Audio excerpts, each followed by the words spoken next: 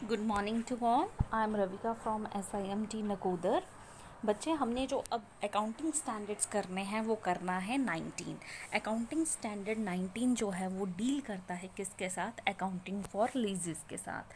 अब आप पूछोगे लीज का मतलब क्या होता है? लीज का मतलब होता है जब हम कोई चीज़ जो है वो रेंट पे देते हैं, उधार देते हैं, उस चीज़ को हम बोल देते हैं लीज़। ठीक है। फॉर एग्ज़ाम्पल समटाइम आप मार्केट में कुछ खरीदने जाते हो। फॉर एग्ज़ाम्पल आप एक्टिवा खरीदने जाते हो तो आप क्या करवाते हो? उसे फाइनेंस करवाते हो। ठीक है। अब ये जो फाइनेंस आप करवा रहे हो, ये क्या कर रहे हो? आप एक तरह का उधार ले रहे हो, और ये जो उधार है ये आपको क्या करता है? मीन्स आपके उस टाइम पे फाइनेंशियली आपको हेल्प करता है, और आपकी नीड्स को या डिमांड्स को वो क्या करता है? पूरा करता है। ठीक है। तो इसमें जो है जनरली दो पार्टीज़ होती हैं, एक होता है लेज़र और एक होता है लेज़ी। लेज़र होता है जो आपको कोई कर्ज देता है, और लेज़ी क्या होता है? जो आपसे लेता है। अब लेज़र या लेज़ी, ठीक है, ये जो होते हैं ये दो पर्सन्स होते हैं। ये जो है किसी एक चीज़ के ऊपर जो है एग्री होते हैं। यानी कि जब भी एग्रीमेंट होता है, एग्रीमेंट का मतलब होता है जहाँ पे हमारे पास जो है सारा कुछ पहले से ही डिसाइड है, और हम दोनों म्यूचुअली एग्रीमेंट करते हैं कि ठीक है, मान लो आपको पैसों की ज़रूरत है, आपने बोला, वो बोलेगा मैं इतने % ब्याज पे दूंगा, आप क्या कहोगे? ओके ठीक है, फाइन। ठीक है। तो उसमें क्या है? आप लेने के लिए रेडी हो और वो क्या है? देने के लिए रेडी है, लेकिन उसमें कुछ शर्तें होती हैं, कुछ रिस्ट्रिक्शंस होती हैं, कंडीशंस होती हैं। ठीक है। तो एग्रीमेंट जो है वो है लेज़र के बीच और लेज़ी के बीच। लेज़र क्या होता है? जो दे रहा है, और लेज़ी क्या होता है? जो ले रहा है। ठीक है। यानी कि हम, ठीक है।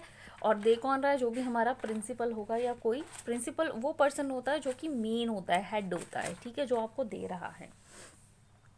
इसके अलावा ऑपरेटिंग लीज, अगर हम लीजेस की बात करते हैं तो ये दो तरह की होती है। एक होती है ऑपरेटिंग, दूसरी होती है फाइनेंस लीज। ठीक है। ऑपरेटिंग में जब आप वर्क करते हैं किसी जगह में, और फाइनेंस का मतलब होता है जब आप पैसे के रिगार्डिंग कोई भी लीज जो है वो ले रहे हैं, उसे आप क्या बोल देते हैं? Financial lease. ठीक है।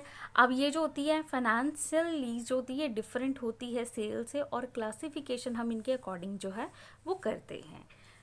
नेक्स्ट है हमारे पास अकाउंटिंग स्टैंडर्ड 20, जो कि आपका डील करता है अर्निंग पर शेयर के साथ। अर्निंग पर शेयर क्या होता है?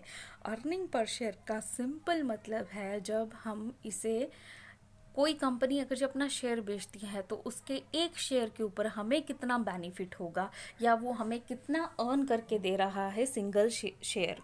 ठीक है। मान लो अगर जो कोई कंपनी है उसके जो अर्निंग पर शेयर है वो है 100 रुपीज़, तो अगर जो आप 10 लेते हो उस कंपनी के शेयर्स, तो वो आपको 10 कितना बेनिफिट दे रहे हैं? 1000 का। ठीक है।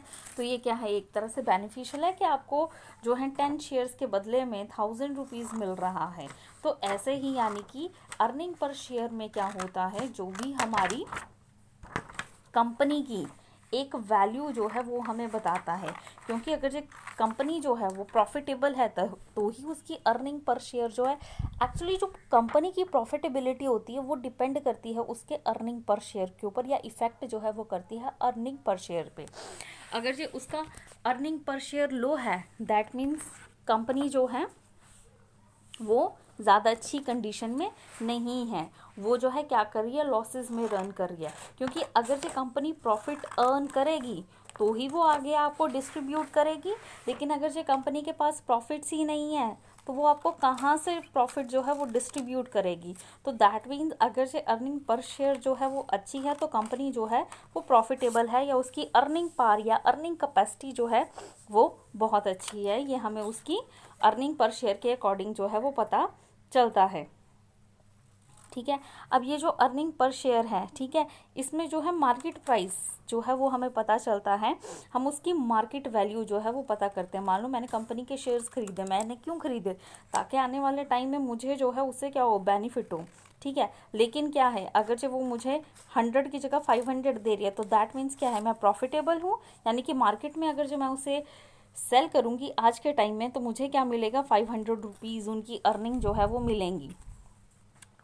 ठीक है। और ये जो वैल्यू जो है इंक्रीज, अगर जो हमारी अर्निंग पर शेयर जो है वो इंक्रीज़ है तो लोग उस कंपनी के शेयर्स को ज़्यादा से ज़्यादा खरीदेंगे, और वहीं अगर जो मेरी अर्निंग पर शेयर जो है वो लो है तो कम जो लोग हैं वो मेरे शेयर्स को क्या करेंगे, कम खरीदेंगे। ठीक है, तो ये जो है एक कॉम्प्यूटेशनल मैथडोलॉजीज होती हैं जिसमें आपने अपनी अर्निंग पर शेयर को जो है वो पता करना है। ठीक है, अब अर्निंग जो होती है ये मेनली दो तरह की होती है।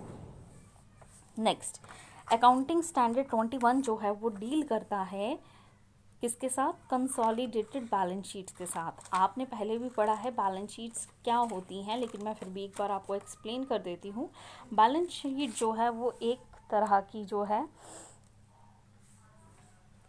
अब हम जो हमारी बैलेंस शीट होती है ये हमें एक परफेक्ट व्यू या ट्रू या फेयर व्यू जो है वो कंपनी का बताती है कि कंपनी जो है वो फाइनेंशियली स्ट्रॉन्ग है, वीक है, ओके है या बहुत अच्छी है, यानी कि साउंड है।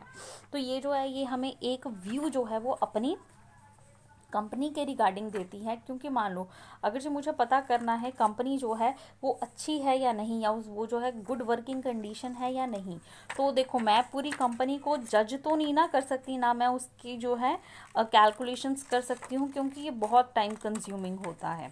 ठीक है, तो बैलेंस शीट जो है ये एक सॉल्यूशन है किसके लिए, जहाँ पे मुझे क्विक व्यू जो है वो कंपनी के रिगार्डिंग करना है। कंपनी की बैलेंस शीट को देख के मैं कंपनी की अर्निंग्स को कंपेयर कर सकती हूँ कि उसकी जो कंडीशन है या उसकी जो स्ट्रेंथ है वो फाइनेंशियली वीक है या स्ट्रांग है, या कंपनी जो है गुड कंडीशन में है या फिर वो बैड कंडीशन में है। मैं इस चीज़ का जो है बहुत इजीली पता कर सकती हूँ, लेकिन किसकी हेल्प के साथ, बैलेंस शीट के साथ। अब बोलते बैलेंस शीट जो है ये जो है दो तरह की होती है, एक होती है हॉरिजॉन्टल और दूसरी होती है वर्टिकल, लेकिन हम यहाँ पे बात कर रहे हैं कंसोलिडेटेड फाइनेंशियल स्टेटमेंट।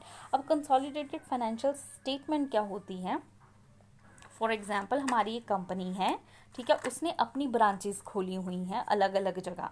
ठीक है, तो जब हम क्या करते हैं उसकी बाकी ब्रांचेस को भी इकट्ठा करके उसमें एक जो है कंपाइल करते हैं उसके इंफॉर्मेशन को, उस चीज़ को हम क्या बोल देते हैं, कंसोलिडेटेड बैलेंस शीट, जिसमें पेरेंट और उसकी सब्सिडरी कंपनी को इंक्लूड किया जाता है। ठीक है, इसमें जो है उसकी लिस्ट, अब इसमें जो हमारी कंसोलिडेटेड बैलेंस शीट है वो डिस्क्लोज क्या क्या करती है, वो सारी की सारी सब्सिडरीज को डिस्क्लोज करती है।